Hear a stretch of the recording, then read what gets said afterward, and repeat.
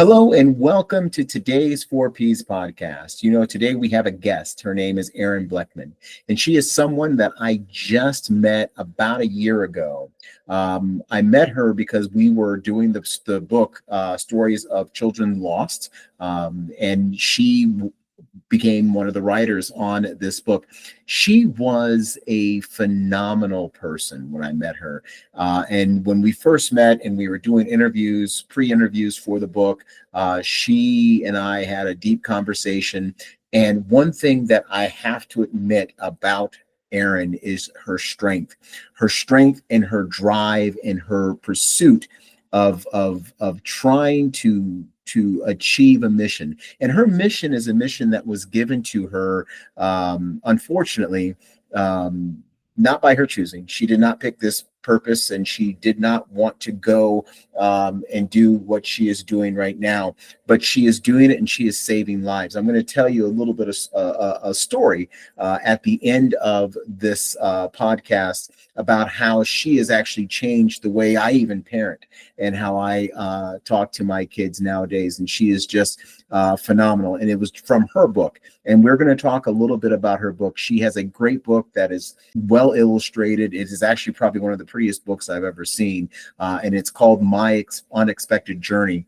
It is a fantastic book. You are absolutely going to love the book. I do want you to get that book. Like I said, this is almost a continuation.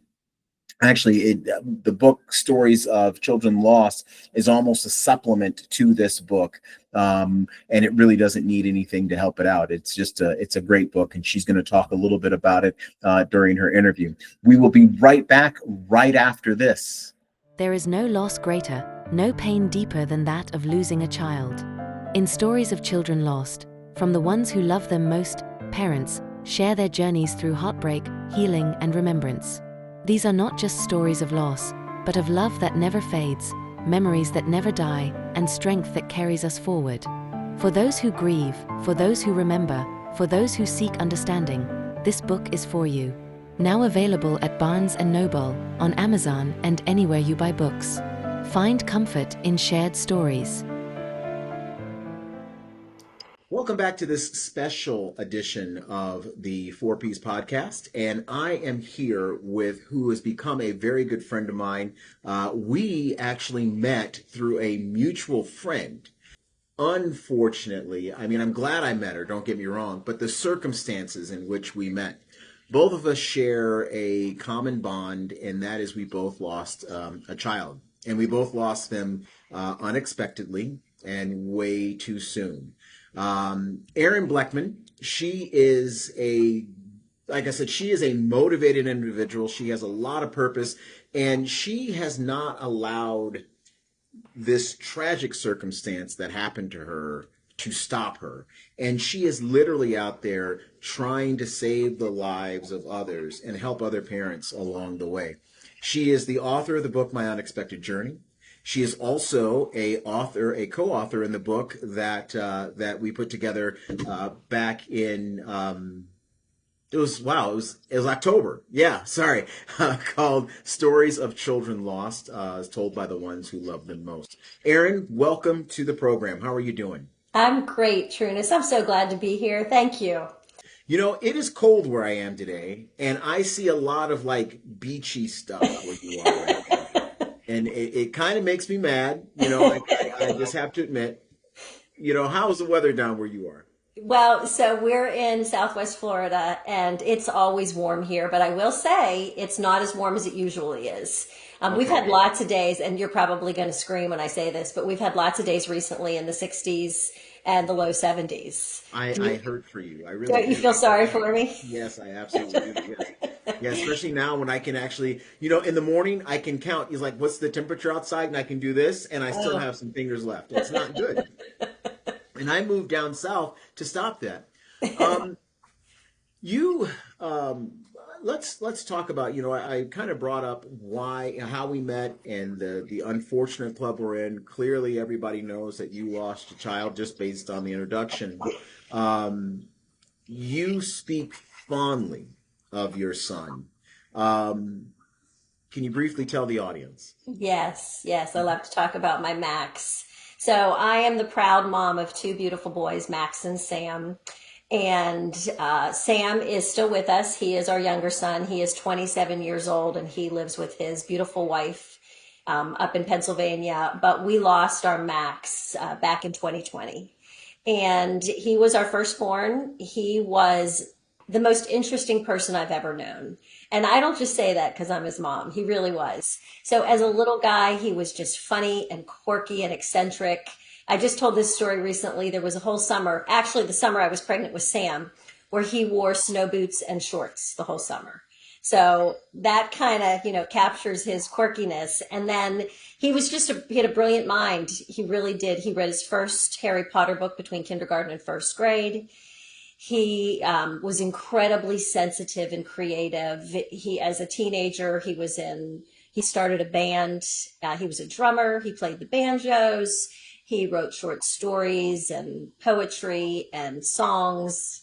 He was just an amazing young man. He did stand-up comedy. And I think my two favorite things about him were his compassion for others. He was always focused on those that were less fortunate, and he used his voice to speak up for them. And then the other quality I so appreciate about him was his sense of humor. He made me laugh every single time we were together.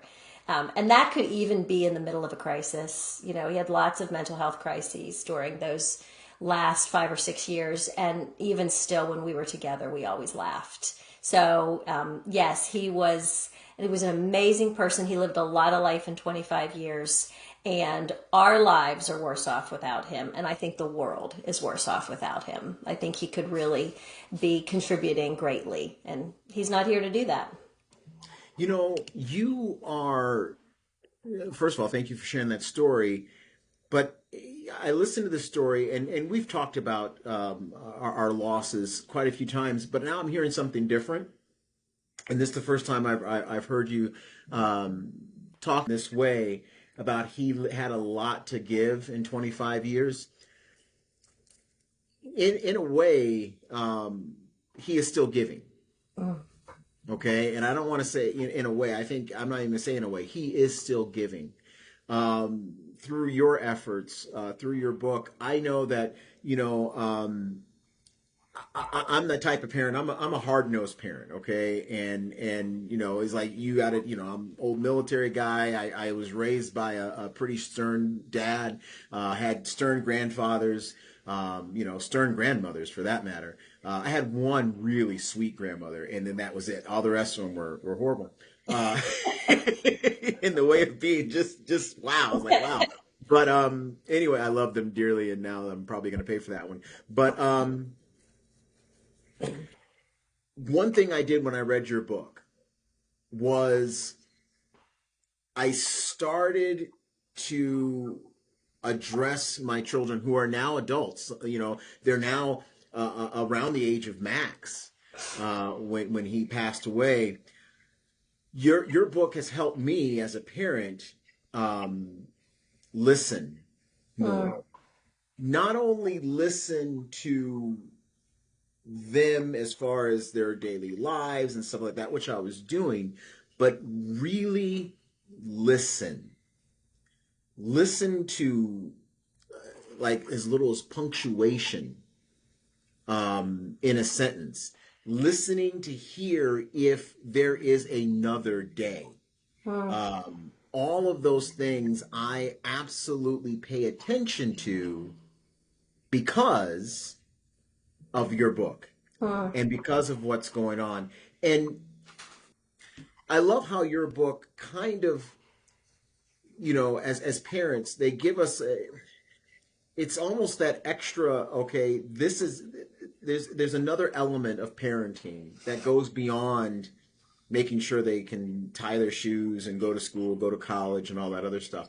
And you do that book, your book, My Unexpected Journey, does absolutely give somebody like that, give that element to consider. And I appreciate that.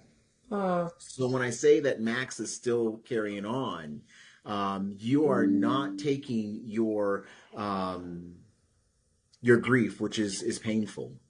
and you're not sitting there and just wallowing in it. You are actually doing something with it. Um, can you tell the audience about the other things that you're doing? Yes, yes. So, well, after Max's death, he struggled with depression and anxiety and epilepsy for about 5 or 6 years before he passed away. And I didn't understand his illness at the time. And so I viewed it as the enemy. And all I did was hope and pray that it would go away, that he would be healed. And after he died, I fell into a depression myself because it was, even though he had been sick for a long time and we feared what ultimately happened, that he would take his life, we still didn't expect it. And so that summer after he died, I fell into a depression myself. And at the suggestion of my therapist, I started to journal. And those journal entries are what became my book. And so I found that to be so therapeutic. And so when you ask what I'm doing, one of the things that I'm so proud of, and I so appreciate your words about how my book impacted you as a parent. But one of the things I tried to do in my book was give tips as to how you deal with your grief. And so that's in the back of the book. And I talked about things that worked for me, things like counseling, journaling. My husband and I did marriage counseling together. I had to take a medication for a period of time. And so I think what I try to do when I encounter parents, particularly who have lost a child, is I try to offer some tools, because I do think the gravitational pull to wallow in your pain is so strong. It really is. It's such a devastating loss that you can really just settle there and just, I don't know if I would use the term wallow. I might just say get stuck there because Right. it's so painful. And at the beginning, your pain and your child are one and the same. They're connected. And so you think, if I let go of the pain, I'm going to lose my child. But that's not true. You can stay connected to your child through love. And so after my book was released, I started to connect with parents like you and, like others really around the world. And I felt like I needed some additional tools to support them well. So I knew what I had learned through my journey that I share in my book, and I was able to reinforce that with them. But then I decided to become a certified grief educator because I wanted to offer more than just what I had learned through my experience. And Trunnis, I got to tell you, when I started learning about grief through that certification program, it was so incredibly validating and empowering because I had thought something or felt something and couldn't name it, couldn't put a label on it. And when I went through that program and learned concepts and terms and models, and then I understood why I felt the way that I had. And so now use that grief educator certification to come alongside other bereaved parents through online grief groups. And they are just so incredibly validating. I firmly believe with every fiber of my being that we heal best in community. I don't think we can heal in isolation. I truly don't think that's possible. And so I think coming together with a group of people who understand what you've been through is incredibly powerful. Again, validating, normalizing, empowering. And so I offer my grief groups. And then the other thing that I feel really passionate about since losing Max is helping others to understand mental illness and suicide loss better. And so I offer talks in the community where I talk about my Max. I talk about what it was like to live with a family member struggling with a mental illness. I talk about what I've learned about mental illness. And I talk about suicide and how we can all work together to end the stigma. And then I talk about my grief because I think most parents are so blindsided by their child's death that they don't know which way is up. And so I just really feel strongly about normalizing the conversation about grief because we live in a grief illiterate society. We don't talk about grief. Our daily lives are so far removed from death that when we encounter it, it's shocking. And it's part of life.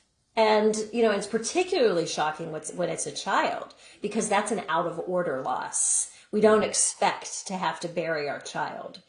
like we do with our parents or other elderly people. But I think child loss in particular is kind of in a league on its own and is incredibly difficult for parents to deal with. So yeah, those are some of the things. That was a long way of answering your question. No, it was good because, and I don't know what you were doing before Max passed away, but but obviously this was probably not in your plan, and the four P's I always talk about, purpose. You got to find your purpose first, then you have to have a plan.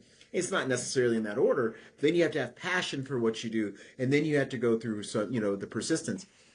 You really do cover those. And one thing that happened, someone asked me a question at a book signing, a book event I had up north, and they said, does purpose change? And I kind of said purpose evolves. And my answer to that question was purpose evolves and this, that, and the other.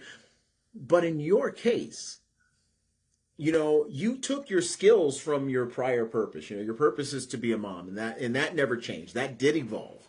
Yeah. But what you are doing today, going out, grief counselor, going out helping parents and stuff like that, you really did have an absolute purpose shift. Is that correct?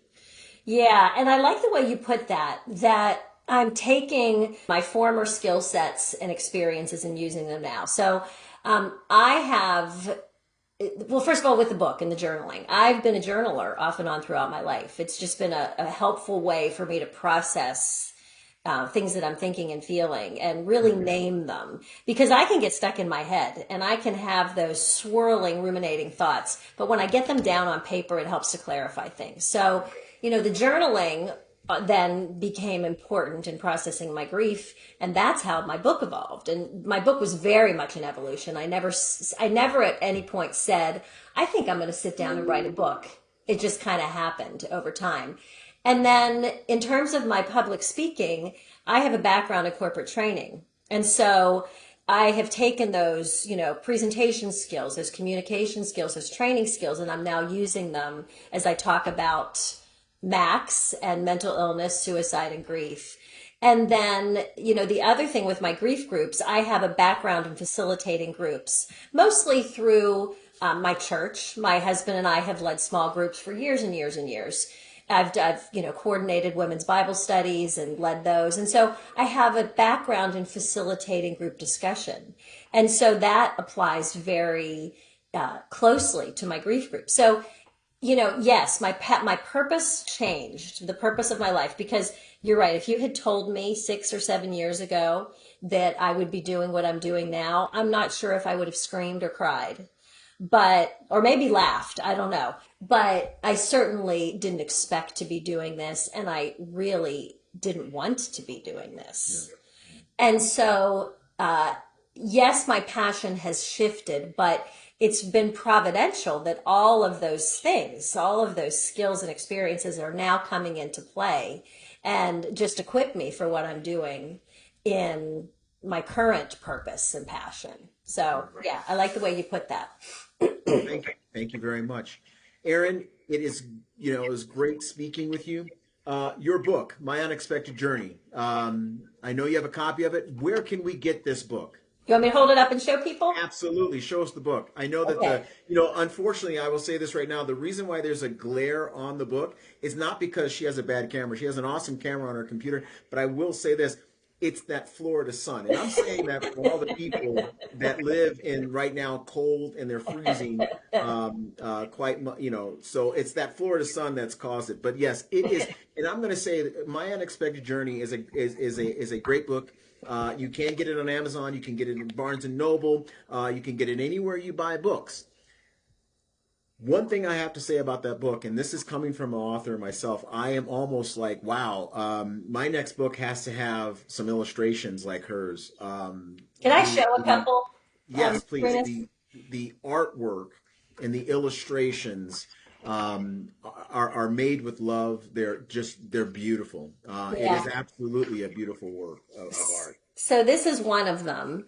And I owe all that credit to my graphic designer and illustrator. So when I set out to compile these journal entries into a book, I knew that the content was going to be very heavy. Child loss is heavy. It's just a heavy topic.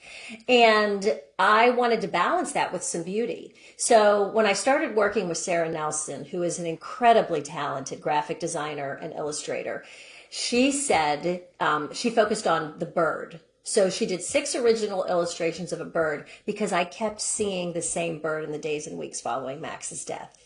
And so, yeah, it was a very clear sign. And so she said, let's make the bird sort of the theme. So she did these 6 beautiful illustrations. They appear throughout my book.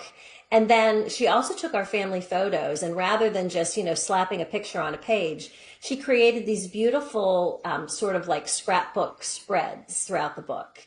So the thing that I would say about my book for people that are grieving is it's very accessible. You can read just a few pages and put it down. You can skim it, read the pull-out quotes, look at the pictures, the illustrations, and put it down. So I'm very proud of it. I think it's helpful for a lot of different people, and I also think it's very accessible and digestible. So, yeah. Thank you so much. I see that we have a guest that came A in. visitor. I will say this: I have a my studio's down in my basement, and so is my cat right now. But yeah, he's in the back. But yes, and I do love those illustrations. I do love the fact that you put beauty in it. I do know one thing that is important when you lose a child is, number one, a child is a gift to parents. It's an absolute gift. And usually if you lose a child, especially tragically like that, and I think anytime you lost a child is tragic, so I shouldn't say especially tragic, but unexpectedly, I should say, in your grief, sometimes you forget about the beauty of while they're here. And that's one thing that really captured me about your book as well, is the fact that I still think about the beauty. I still laugh, and my daughter's favorite color was purple, and on February 11th, that's her birthday, I always make sure I wear purple that day, and also unfortunately on June 19th, I always wear something with purple in it as well, because that was the day she passed away. But even with that, just the beauty and the artwork and the feeling inside, of holding your child the very first day they came out of the womb. I would rather think about that a lot more than thinking about the other things that go along with it. And in that book, your illustrations kind of prove, yes, something horrible has happened to you, but always remember the beauty of while they were here for, 25 years or 18 years or however long they were on this earth. Yeah. Erin, thank you so much for this book. There will be links to the book. It'll also be links to My Unexpected Journey, all of that, and how to get in contact with Erin if you definitely need her help and her counseling in the podcast notes. Erin, thank you so much for being a part of this, and we will be right back right after this. The battle doesn't always end when the service does. For many veterans, the transition to civilian life is a journey of resilience, struggle, and hope. In Stories of Veterans, from military to civilian life, real men and women share their personal journeys, overcoming challenges, finding purpose, and creating new beginnings. Honor their stories, understand their journey. Stories of Veterans from military to civilian life, available now at Barnes & Noble, on Amazon, and anywhere you buy books. Welcome back to the 4Ps podcast. I hope you enjoyed Erin's interview. We are in a club that we don't want to be a part of. Okay, me and her, our friendship and our families have been brought together by a severe tragedy. And it's funny, we understand each other a little different. There's certain things that we will and will not say to each other because of that club, that friendship. And it is phenomenal how I draw strength from her, and I hope she draws a level of strength from me as well. But what I would like to see is people who have entered this club, read her book, look at her story, listen to her story, and listen to what she has done to try to help individuals get through this. I know that what she has done for me is she has helped me address my children a little different.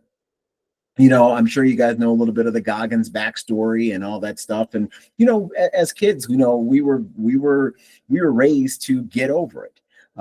We were raised to, you only, you have to play through it, and it doesn't matter if it's a physical pain or if it's a mental pain. And a matter of fact, the mental pain was looked at even less than a physical pain. If I went to my father or mother and said I have a broken arm, it would be addressed a lot different.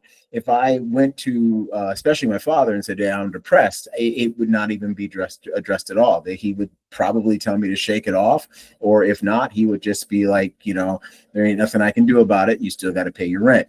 And that's the way it was. Now the thing is even though I'm sitting there talking about it and it sounds cold, it goes to the next generation. And so, as a parent, I caught myself kind of not at that level, but kind of doing that as well.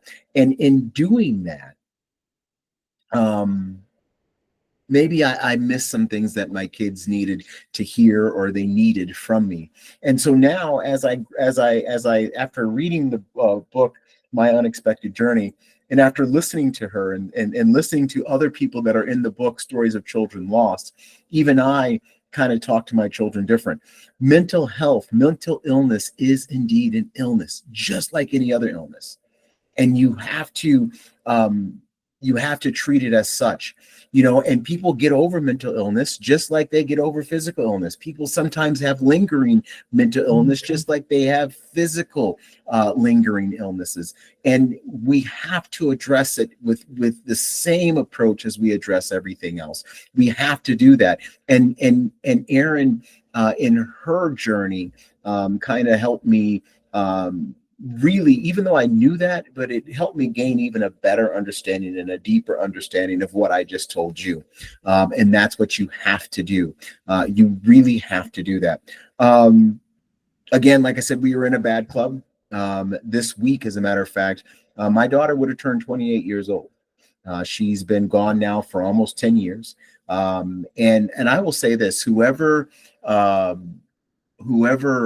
coined the phrase, time heals all wounds, I'm going to be honest with you, that person has never been hurt, because that is not the truth. All right. Time does not heal all wounds. Now, time does help you in coping with that wound and tolerating that wound. And again, I'm going to use this word again, playing with that wound, but it doesn't heal it.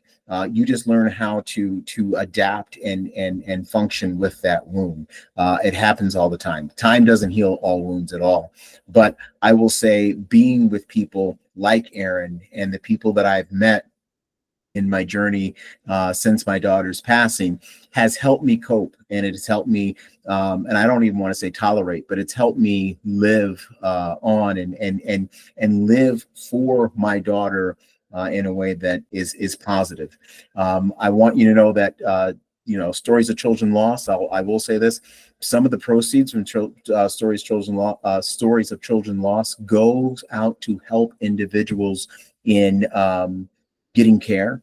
It will go towards scholarship funds. It'll go towards anything to help individuals get through such a painful process. And it is a long, forever painful process, but it is something that one thing I do want to carry over. Not everybody that I talk to has lost a child, but people have experienced pain.